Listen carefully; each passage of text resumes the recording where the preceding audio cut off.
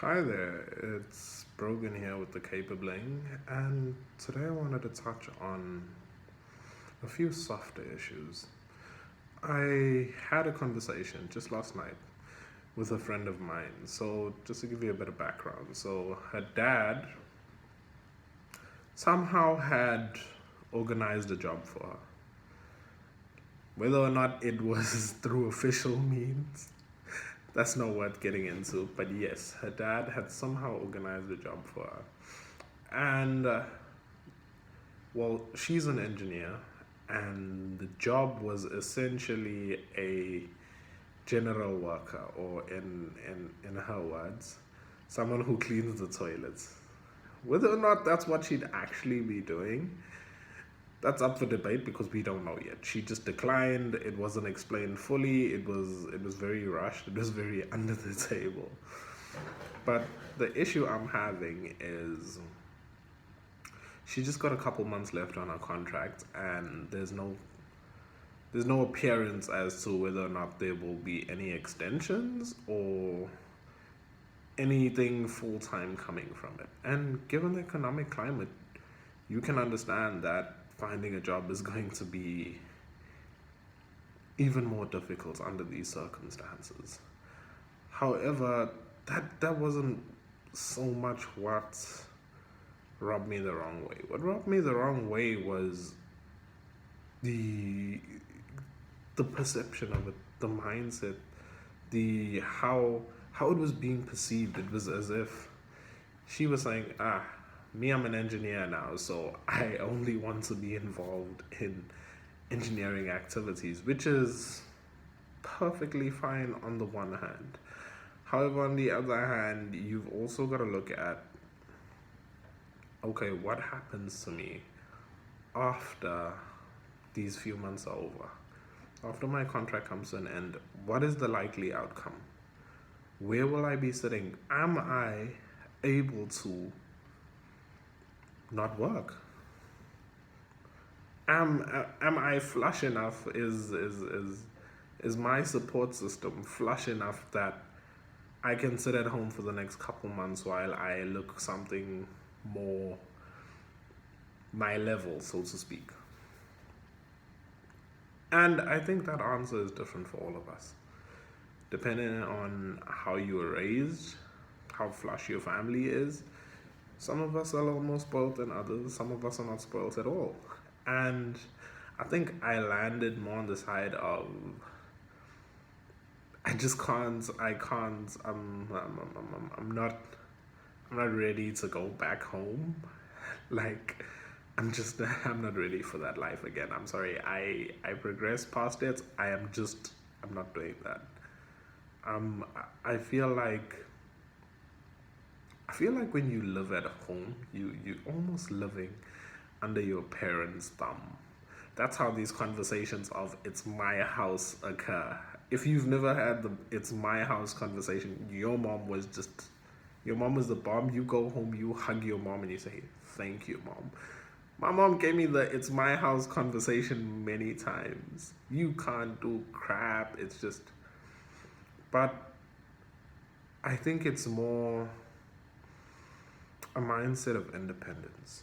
So when you come into your own, when you transition from being a high schooler to being a student to ultimately being a worker, the level of responsibility shifts. And when I say shifts, I'm speaking purely in terms of finances. If your your, your financial system or your family's financial matters are big enough that they can support you, all is good and well. But if it's not, I don't think you have any room to. No, fuck it. Whether or not it's big enough or not, I think everybody, once you reach a certain age, you need to understand that shit isn't free. That's just it. It's not free. Whether you're an engineer, whether you're a doctor, regardless of whatever the fuck you do, stuff isn't free. There's always some sort of payment that needs to come from it. And depending on your comfort level, yes. But living off your family, no. I'm simply just, I'm not on board with it. If it is the final option, if it's the only thing available, then yes, I ain't saying go die and commit crimes, but I'm saying if there is an alternative, even if that alternative is cleaning toilets, you clean toilets. There's absolutely nothing wrong with cleaning toilets. There are hundreds of thousands of people who work in situations where they're gonna clean a toilet. No, fuck it. Most of the world, if you got a toilet, that toilet gotta get cleaned. Whether it's cleaned by you, whether it's cleaned by someone else, that toilet's got to get cleaned. That's just how human society works. Stuff's gotta get cleaned. So I'm not getting where this sense of, at first I viewed it more as a sense of entitlement. I felt as if she was acting a little bit full of herself, if you're asking me. But when you give it a deeper look, it comes back as something closer to a feeling of, what's the word I'm looking for? The right word might be something along the lines of maybe embarrassment. It's as if I worked so hard. I spent these 4 years studying, sleepless nights, and I expected to be A, B, and C, but the situation is pushing me to be D, E, and F. And I don't think people know how to cope with it. I think in our heads we've drummed up what things are supposed to be, and we haven't looked at things as they are. Because if we understand that, okay, me, I'm an engineer, fair enough. Are any engineering jobs available? I assume not. Yes, I assume not. If you ended up with the option of being a general worker, chances are you've been hunting pretty hard, and people know you've been hunting pretty hard, hence your dad hitting you up and saying, okay, I'm gonna make it happen for you. So with all that in mind, how you make your money shouldn't be that big a deal. It shouldn't even matter to you. You shouldn't have this whole opinion of, okay, me, now I'm an accountant. If the role is not accounting, I'm not doing it. Office administrator, no, that isn't me. I'm an accountant. Sure, fair enough, you're an accountant. Are you doing accounting? Is it making you money? Is it doing anything to say, does having the stupid degree feed you? Does it feed your kids? What the fuck does it do? Does it just sit on your wall while you sit at home and you remind everybody that you graduated? Because if that's the case, fuck that shit. Newsflash, a lot of people graduated, a lot of people sitting at home with those same qualifications. I met guys who were working in warehouses, just packing stuff away, putting stuff on the truck, sitting with accounting degrees. So you're not the first. You won't be the last. Sometimes life just doesn't play out the way you think it'll play out, but it doesn't mean that it's something bad. And once you start viewing it as something bad,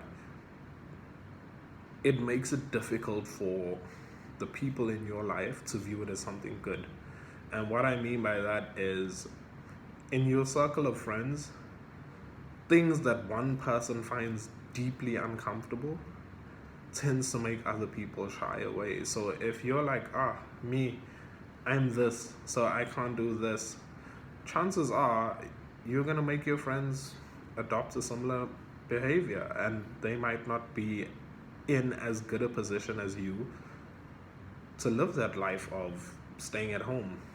Irrespective of whether we're talking about work or not work, you need to put out the type of things that support those people in your circle, the type of things that make people know, you know what, this is okay. This doesn't define me as a person, but it does build me up more. This is something that really is going to benefit me, regardless of what you do.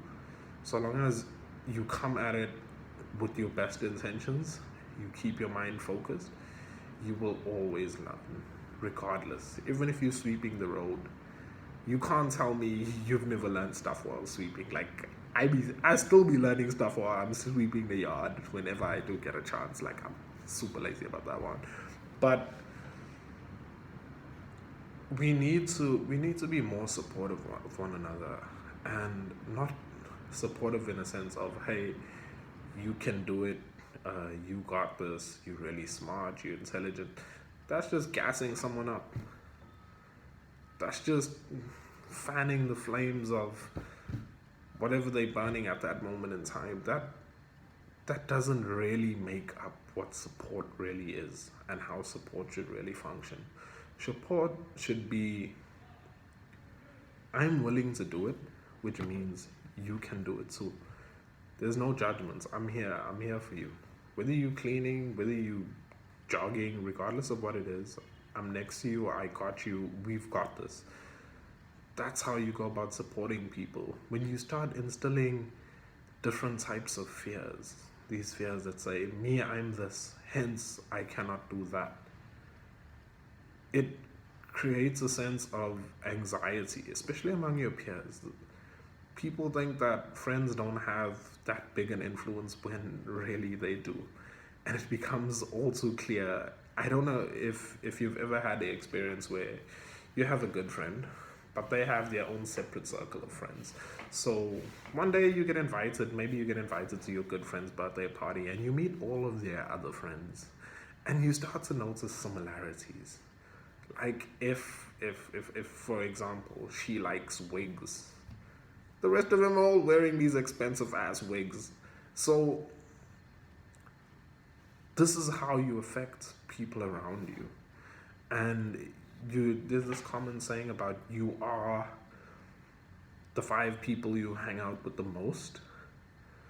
And I completely understand how that works, but I think it's a term that was pulled deeply into entrepreneurship, and it became wrapped up in terms of money, in terms of success, in terms of growth.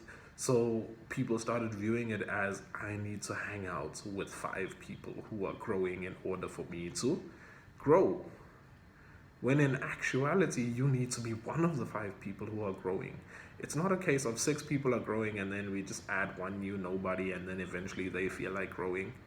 It does that work that way too, but for most of us, I don't know if you're anything like me, but chances are you've had your friends for a while. You aren't trying to get rid of them. You're trying to add to them. And yes, there are toxic friends who simply, they're not there yet. They're simply unwilling to go where you're going. But there are some who just need that push. They just need that support, that love, that attention that says, you know what, go ahead. You selling Herbalife, I got you. I'm buying this Herbalife. I have no interest in Herbalife whatsoever, but because it's you, I've got you. You're going out to make these sales, I will walk with you. We'll figure this shit out some way, somehow. That's how deep your support needs to be for those around you. It extends beyond just money and phone calls and the rest of the time we're going out and we're drinking, we at Joe Cool's, we making this shit happen. So be one of those 5 friends that add to people's lives. Be one of those 5 friends that when your friend looks at you, they say, damn, Brogan's got me, Brogan's supportive. If I ask, Brogan's there. Maybe you're not the most communicative of people, but you will try. You'll make a plan, even if you must text it out and send it on WhatsApp. You'll make it happen. You just need to you need to be that fuel. You need to be that booster. That's someone that really makes a person say, you know what, whenever I see Brogan, my heart goes into a race, because I start thinking of all the things I want, all the things that I could be doing. And I know from what I've seen Brogan doing that it is possible. This is someone I spend my time out with. This is someone I hang out with. We probably grew up in similar conditions. Everything is just shows me that this shit is possible. But instead, we out here being absolutely negative, saying, oh, don't do this, don't do that, don't sell Herbalife. Like, I'm sick of Herbalife. Personally, I'm sick of Herbalife, but sometimes it's just about something to get someone in the door. Perhaps Herbalife will be the thing that takes them to where they're going. Perhaps it'll simply be something that starts their engines. But you've got to be there. You've got to be supporting. You've got to let them know that shit is going to be hard, but you've got this. You will do this. And if you don't, I will be standing behind you with a fucking whoop to make sure you do. That's the kind of friends we gotta be. We gotta be the friends with flipping whoops when we standing behind you and you getting lazy and you thought you fucking dieting and fucking 3 weeks in you like, no, me, I'm done now. McDonald's, where you? Car, we here. No more walking. You be that friend. You pull that bitch out the car and you make her walk to McDonald's and order a quarter pounder for you, not for them. Because that's how deep your support needs to go when you're supporting someone. They don't have to like your support, but you're going to give it to them until they cry and say they don't want it anymore. And when they say that, you stuff it down their throat even more.